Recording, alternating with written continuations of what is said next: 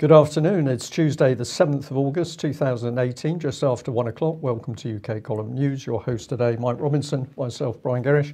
We're delighted to be joined by Mark Anderson, Truthhound. I think we need to get straight into the update on the trial of child abuse whistleblower Melanie Shaw. Melanie Shaw was the very brave lady who started to speak out several years ago about abuse of children at Beechwood Children's Home in Nottingham. And since she took that brave step, her life has been turned upside down. So she spent several periods in prison. In the first period in Peterborough prison, she had a severe leg ulcer which simply went untreated. In fact, she was given dishcloths to use as bandages. She subsequently has gone to a number of other prisons where more recently she has spent over 18 months in solitary confinement. But having finished a 2-year prison term, most of which was in a cell on her own, Melanie was due to appear in Leeds Crown Court at 10:30 this morning. Now, we've been receiving information from a number of people which we're taking on face value as to what was going on. We'll just bring you through this one a minute. I wanted to put in this little sub-headline here, The Lie of British Justice, because it seems more and more apparent that the British state is desperate that this lady will not get the sort of access to justice that others might. I'll explain a little bit of that in a moment. But the hearing was actually recorded, so this is the listing from Leeds Crown Court.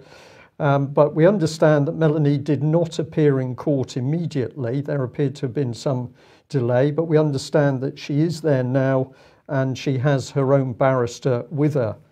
Now, Leeds Crown Court, if our viewers are not aware, is a new but very austere building. To me, this is like something out of the Gulag. So the innocent go to court to go through a trial process. This is for the benefit of the public, but it looks like a prison itself, which of course, Mike, is what's happening to most of the court buildings, if you can even get inside them. Public being denied access to many courts in UK. Well, what's the update on Melanie? This is what we think the picture is, but of course, we're only receiving this from individuals and we can't verify all of the sources. So initially she was not in court, but it now appears that she has made it to court and has her barrister with her.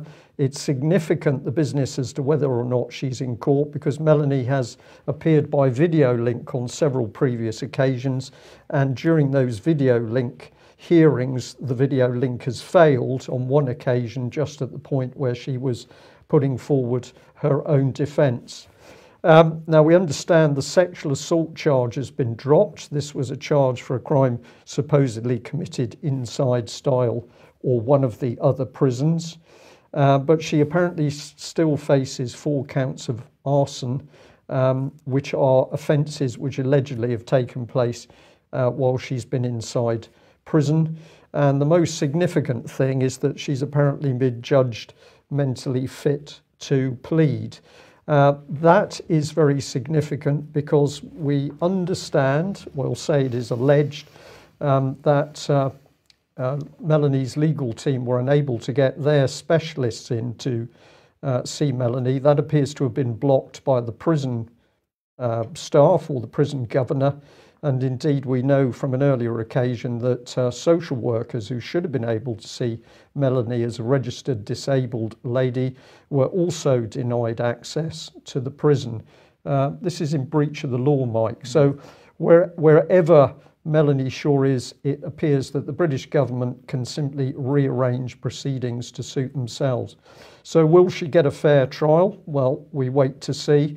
Hopefully there will be members of the public in that court hearing, and hopefully there will be some good reports following the hearing itself. But as an aside on Melanie, viewers have been particularly unhappy at the way Amnesty International has been refusing or ignoring the Melanie Shaw case. And David Scott tweeted this out, which received a good reception. Has Amnesty UK been bought? British government funding of Amnesty Amnesty refuses to investigate the case of Melanie Shaw. Has the UK government bought immunity? It certainly looks that way. Now, I took the opportunity to speak to Amnesty media team earlier today.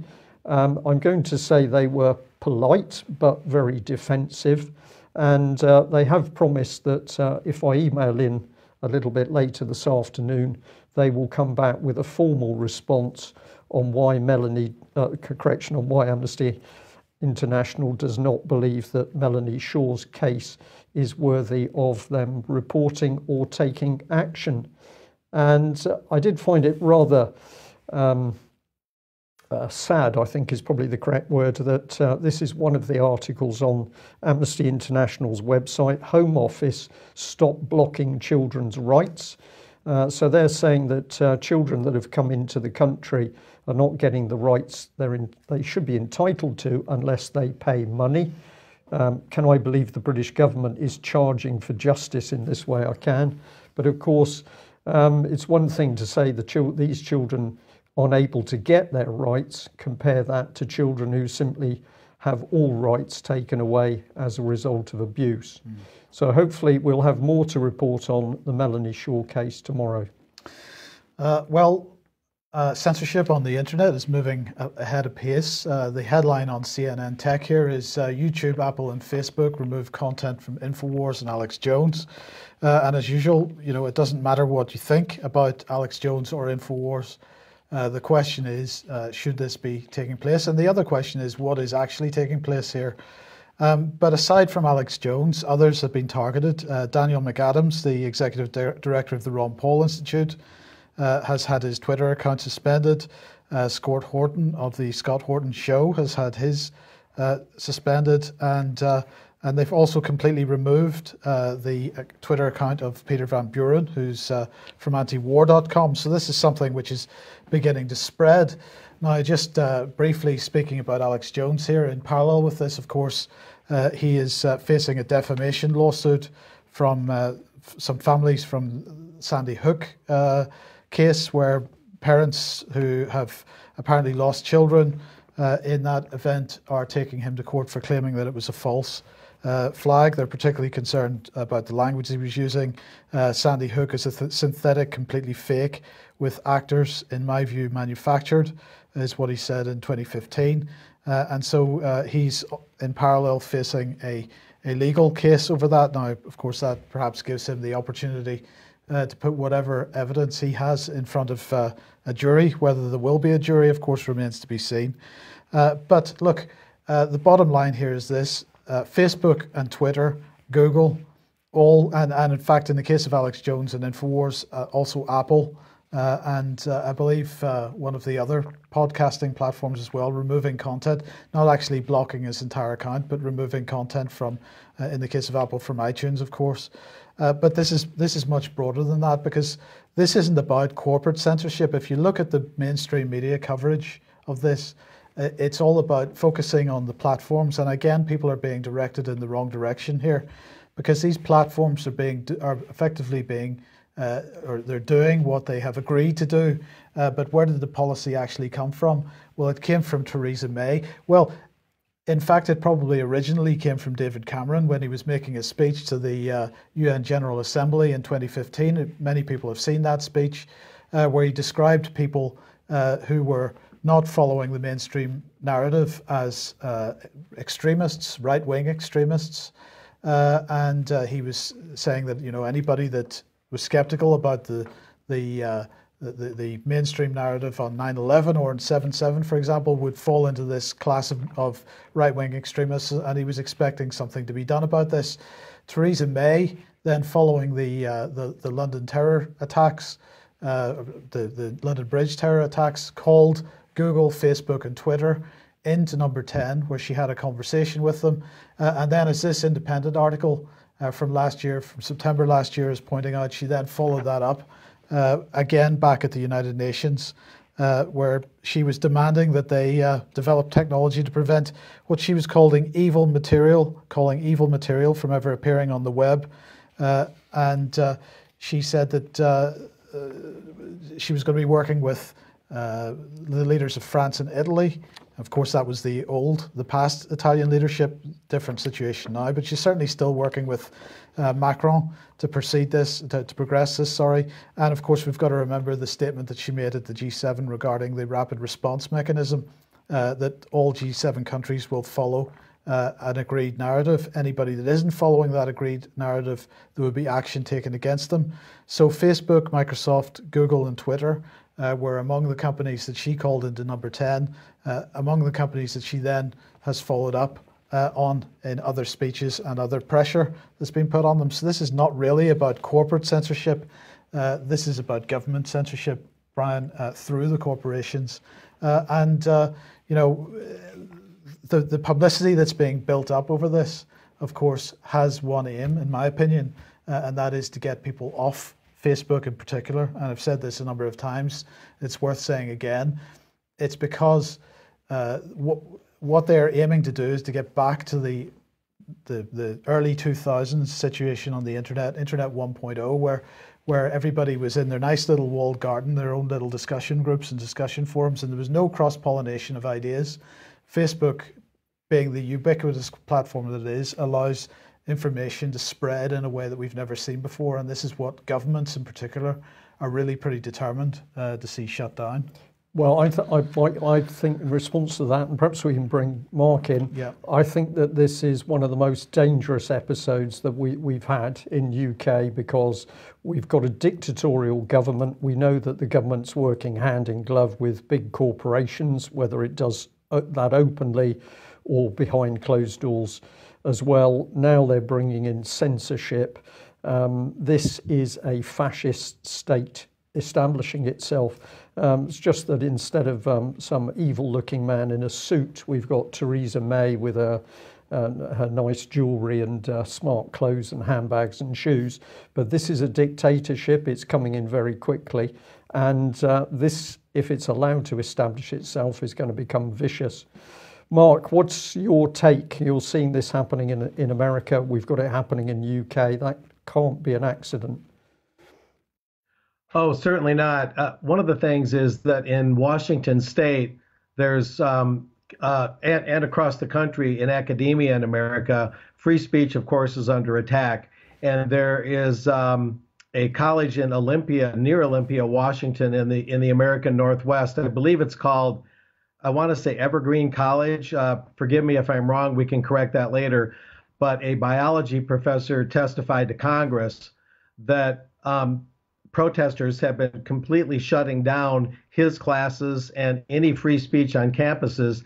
And when he spoke to Congress, this professor said, I think his name is Brett Weinstein, not to be confused with the Hollywood mogul at all, but he told Congress that he sees the control of speech and the control of discourse completely being swallowed up by these companies that are working on behalf of government, you know, the companies being Facebook, Google, and so on.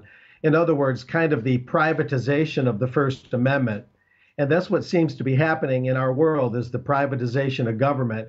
Things that used to be in the hands of the state are now being delegated or shared with corporate entities.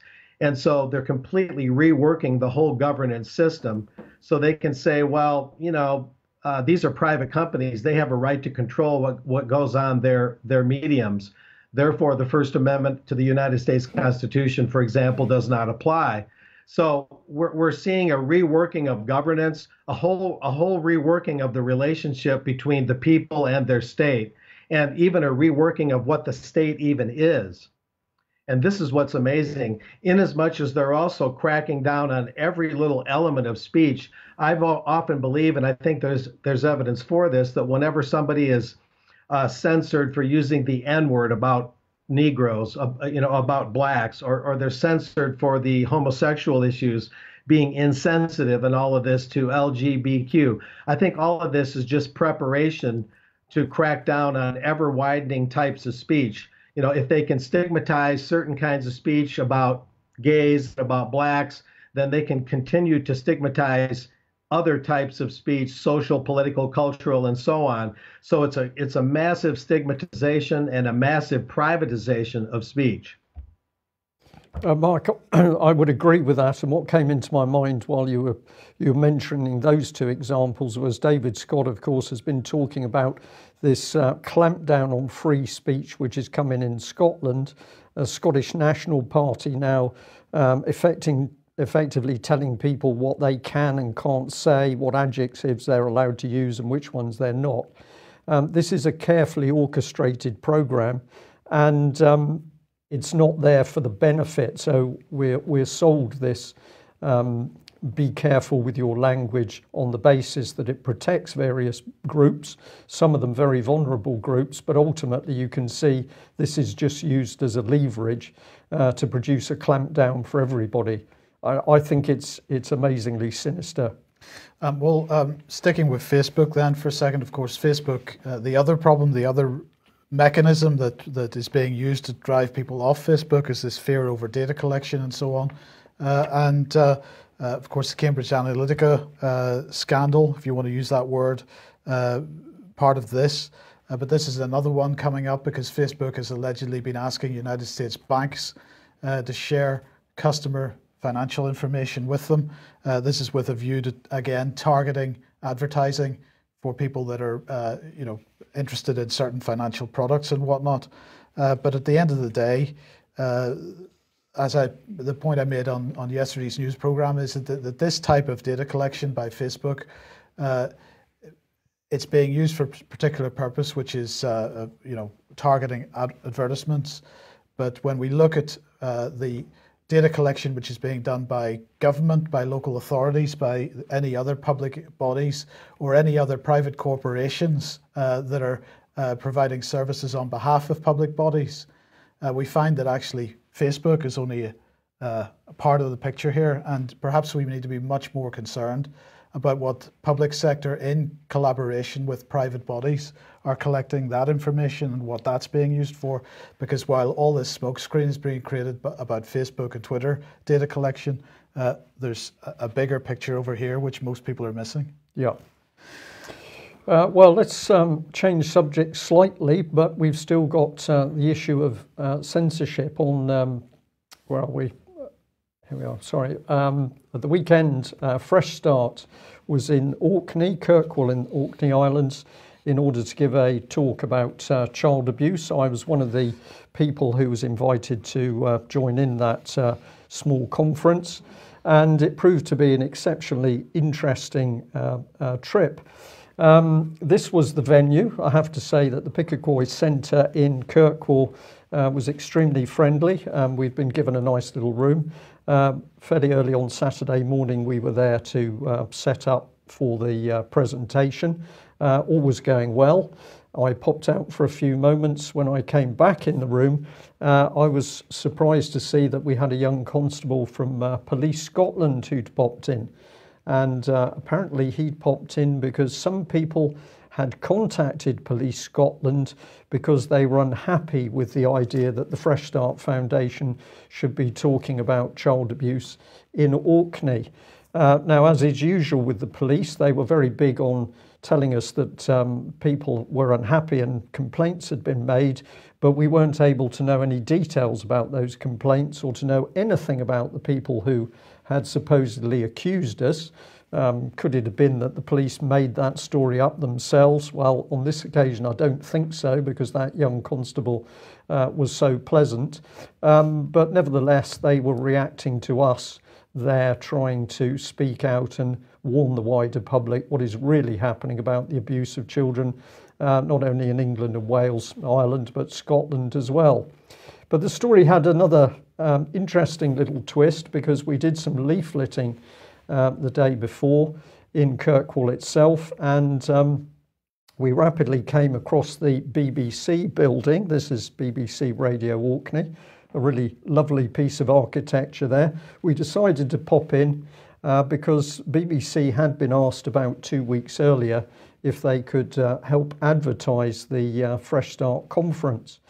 We went in, we spoke to a very nice lady who summoned a very nice young reporter, and in no time at all they said they were sorry that they'd sort of missed the original telephone call, but they were very happy to put up an advert for the event on their Facebook page.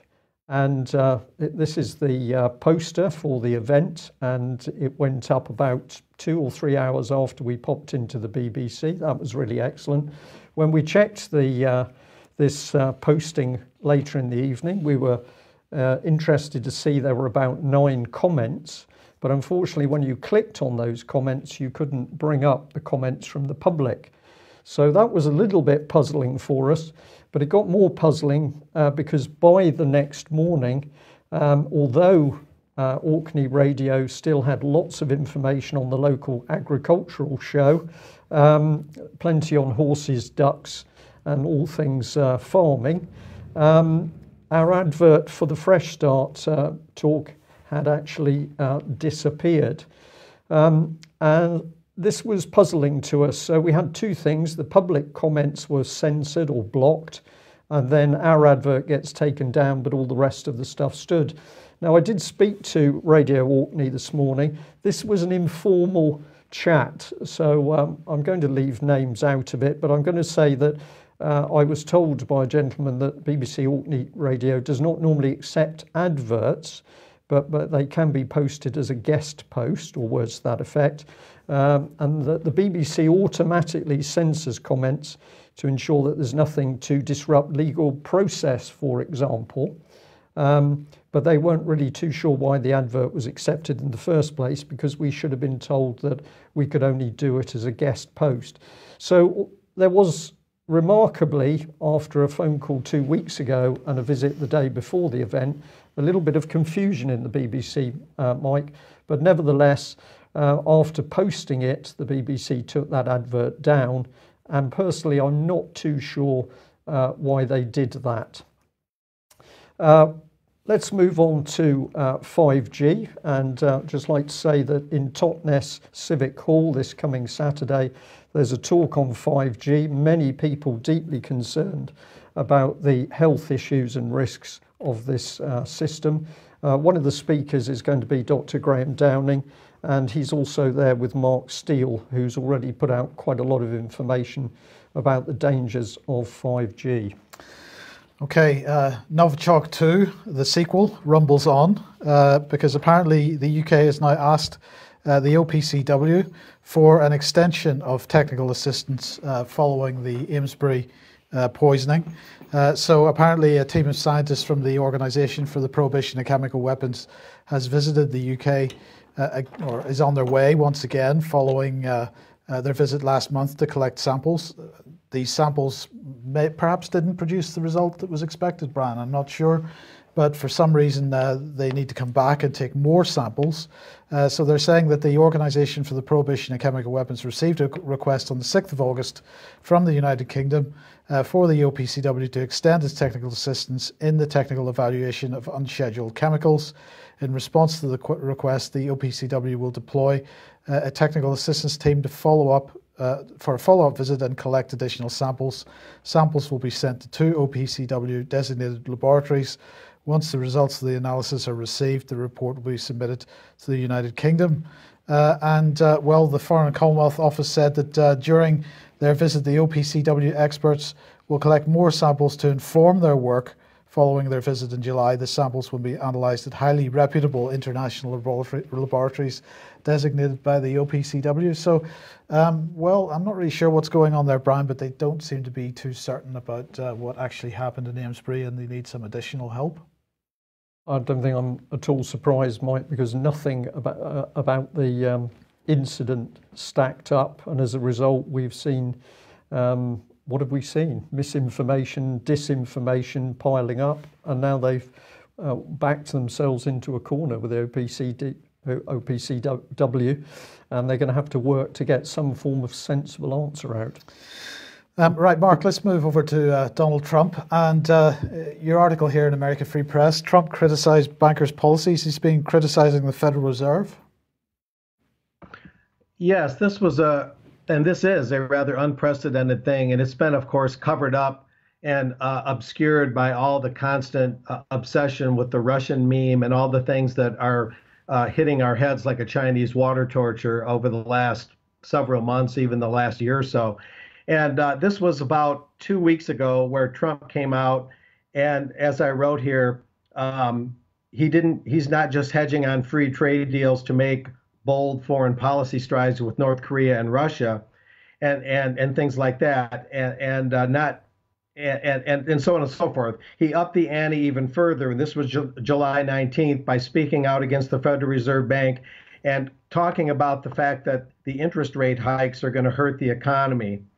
And I'm kind of looking at the article here, and what happened was the media, such as Richard Bove of CNBC and many others, of course, jumped to the defense of the Federal Reserve and talked about how the federal government, the Congress, the president, and whatnot ought not and shall not criticize the Fed. There's this unwritten rule that the media reminded Trump about, that thou shalt not criticize the Fed. And the meme, the narrative is always that if Congress has any say about monetary policy, which it actually should have because it's given that power in the Constitution, but if Congress tries to have any say about monetary policy, or if the president tries to have any say, that they're politicizing the Fed. But what it really means is that the Fed does not want any public oversight of its operations. The Federal Open Market Committee meetings that happen on a periodic basis are announced that they're going to happen, but the president, no member of Congress, no member of the press can attend these open market meetings where interest rates are set and where monetary policy is set. This is almost like a Masonic operation, you might say, metaphorically speaking, where the unwashed are not allowed to see how these things are done, how this monetary alchemy is carried out. So you have Trump really on a more practical level, for starters, saying that the Fed should not continually raise interest rates. It's going to make things more expensive for corporations. It's going to make things more expensive for the borrowing of small businesses. Therefore, those small businesses will have a harder time hiring or keeping employees or paying them sufficiently. And Trump's just talking about the practical impact of interest rates and how those costs are passed on to small businesses and those costs are passed on to the end consumer. But even that small criticism of the Fed, as practical and relatively minor as that is, the media attack dogs jump to the Fed's defense. Thou shalt not criticize the Fed. And the Fed is supposed to operate in this secrecy I spoke of with the open market committee meetings. And so the story goes in protecting the central bankers. And this is a textbook case of how this happens. When somebody logically suggests proper oversight or criticism of the central bankers, the media, rather than being objective and looking at both sides and looking at Fed policy a little more skeptically, instead jumps to the Federal Reserve's defense. And I imagine it's much the same with the Bank of England. It's exactly the same with the Bank of England. Now let's move up to Canada, Mark, and of course another possibly second only to the banks in terms of how it's protected or how they're protected are corporations the size of Nestle, and of course while we're dealing with hosepipe bans, which then are magically revoked just in time for fracking to begin in the north of England. In the United States, we still don't have this situation in this country of huge quantities of water being pulled out of aquifers in order to fill bottles to be sold to the general public for drinking water. So this is from Awakening News, and they're talking about Nestle taking the groundwater of Michigan. So how much water are they taking? And one of the things that I noticed from this article is how much they're paying for the water that they're taking. And I was interested to compare that with how much they're selling the water for. Oh, yeah, this is on awakeningnews.ca, for which I'm a consulting editor with John Devine. And I went to a Constitution Party meeting about 3 weeks ago in Michigan, one of the minor parties that's trying to get visible in the United States. And they had a convention where they nominated their candidates, and some of their candidates for governor and lieutenant governor spoke of this issue. And it really piqued my interest because we're looking at Nestle paying $200 a year per permit to withdraw right now 250 gallons per minute.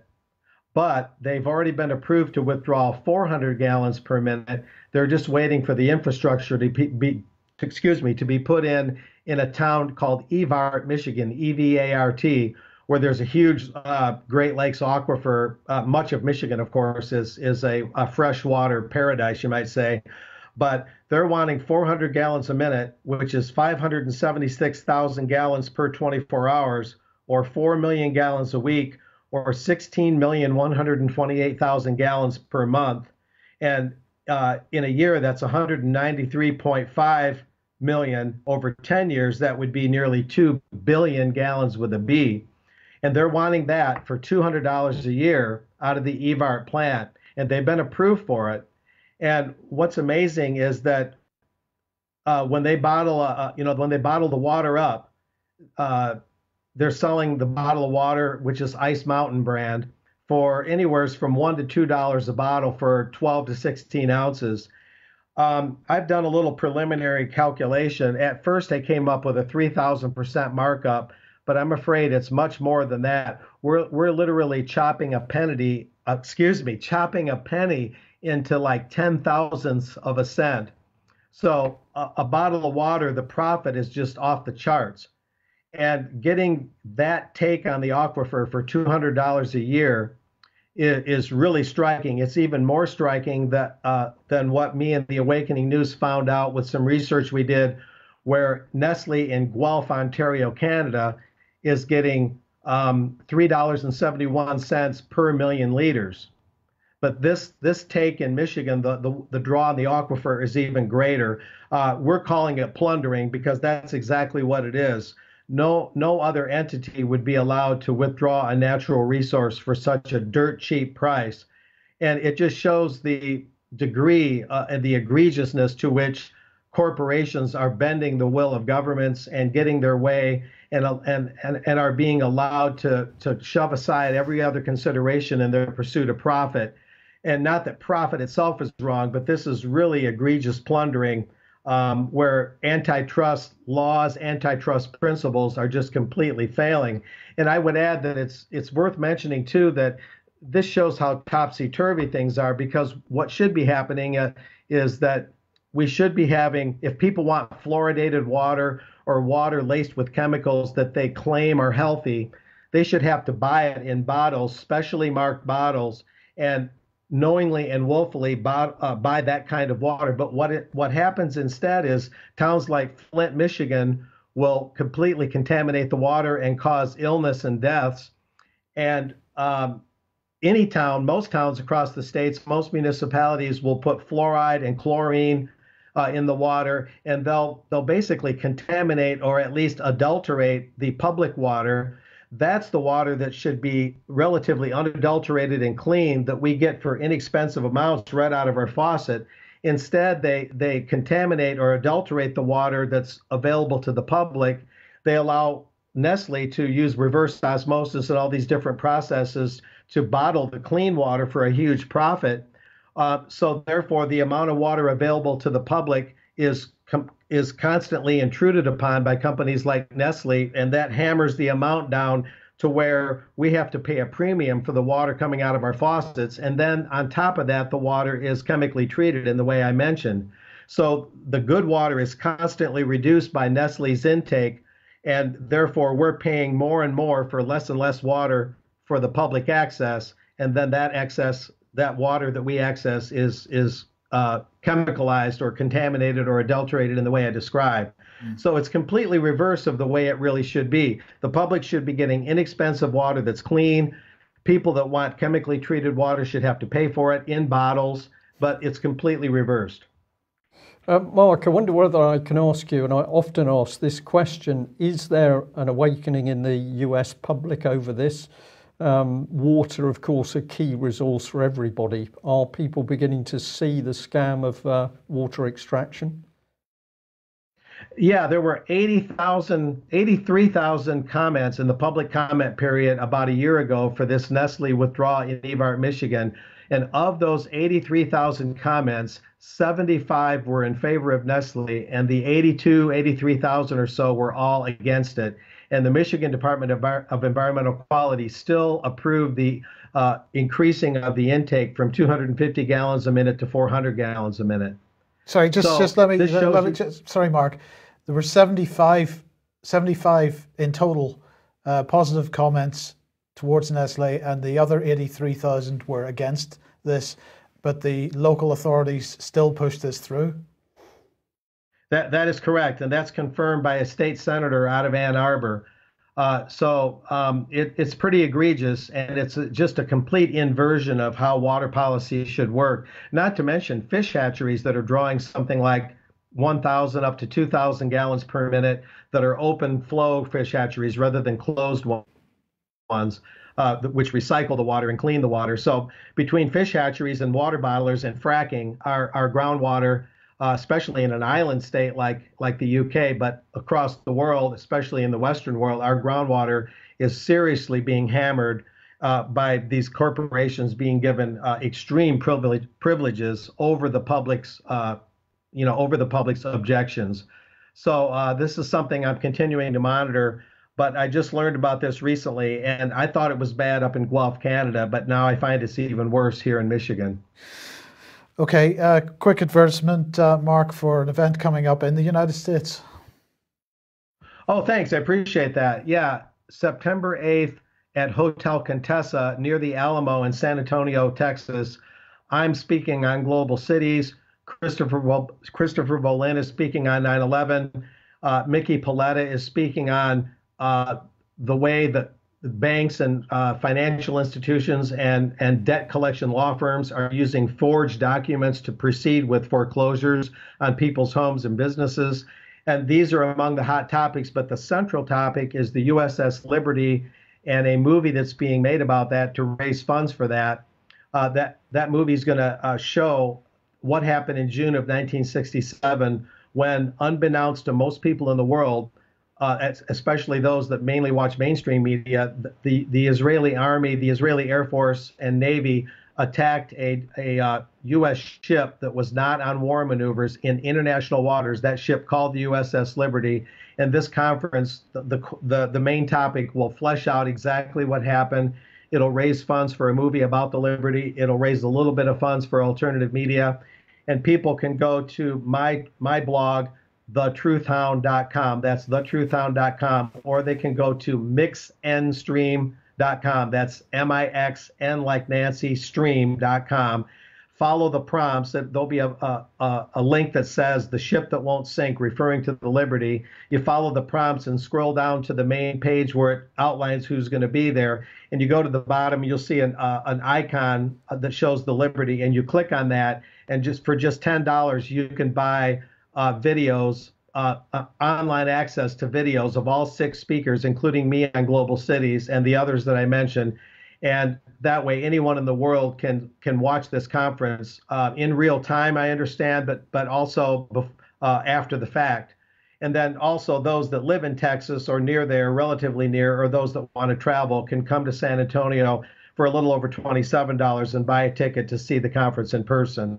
But I appreciate you posting that, Mike. And it's going to be a real turning point kind of conference. And we're creating a model by which we can inexpensively put on conferences like this all the time. So this is one of many upcoming conferences under what's called the Great Topics series. Okay, so very there good. You go.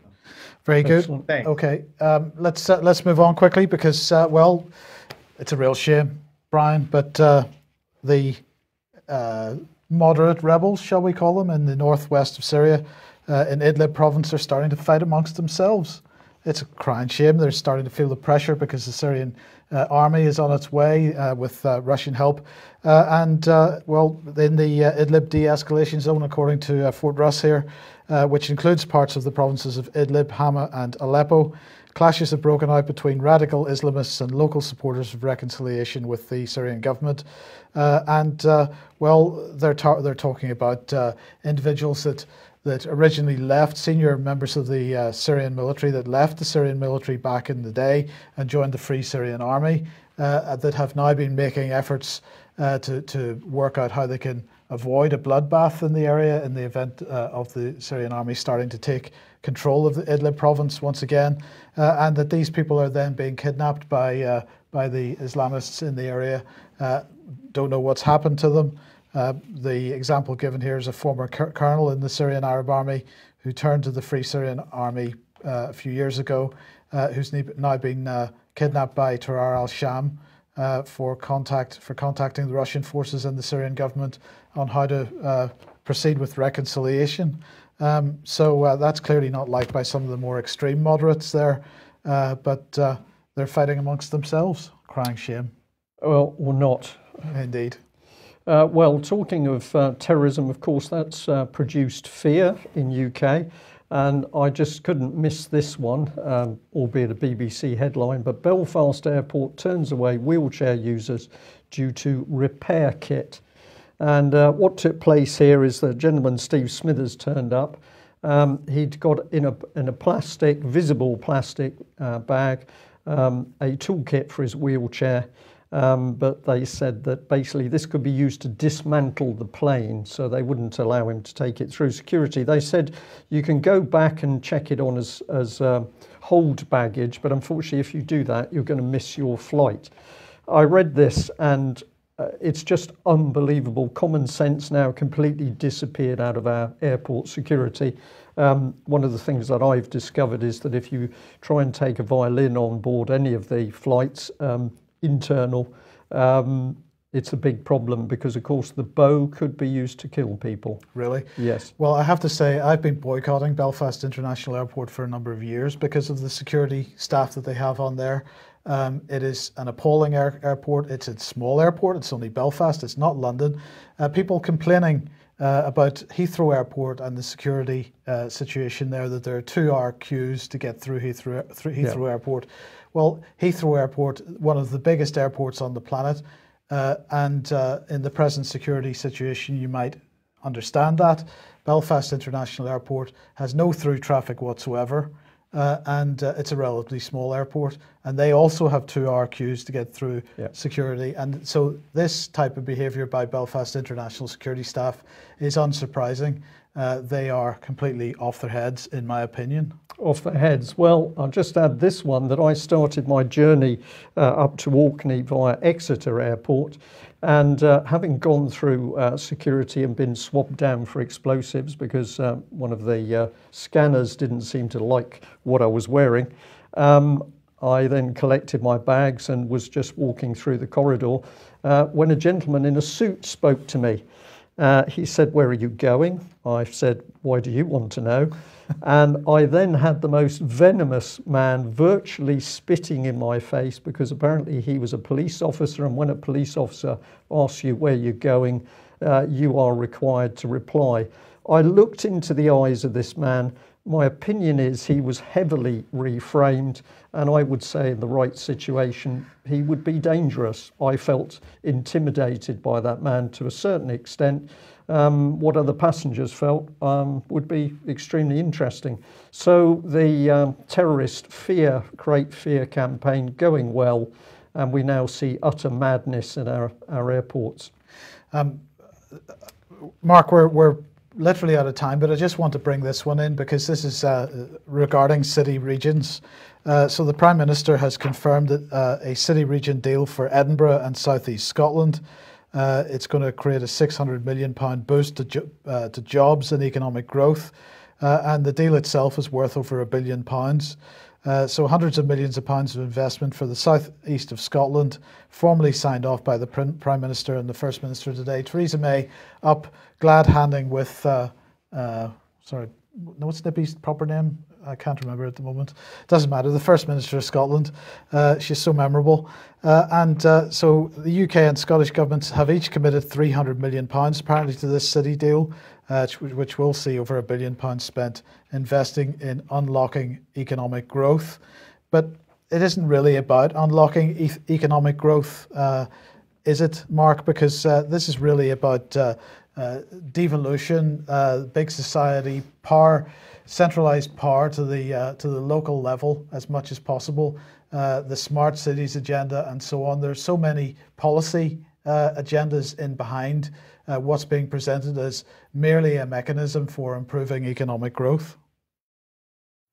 Yeah, I'll take a closer look at this, but at first blush, it looks like another kind of, corporate-driven, corporate partnership with the government, a scheme to give the, impression of economic growth and kind of consolidate power at the local level, like you're saying, under the guise of economic growth. I don't really think it'll do much for the economy, but it'll certainly devolve and consolidate power at the local level. And it'll be interesting to take a look at what the mechanisms are on this one.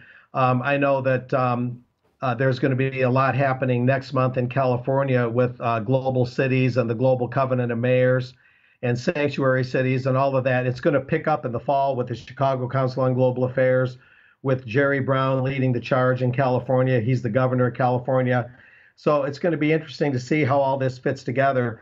But well, this is a key point, isn't it, Mark? Because this is a global policy. This isn't just about breaking up the United Kingdom, although that is clearly what Theresa May is doing here. But this is a global policy being implemented here. Yeah, they want to give this kind of veto power and this sort of mutiny power to the locals, where they don't have to do anything that the national government says.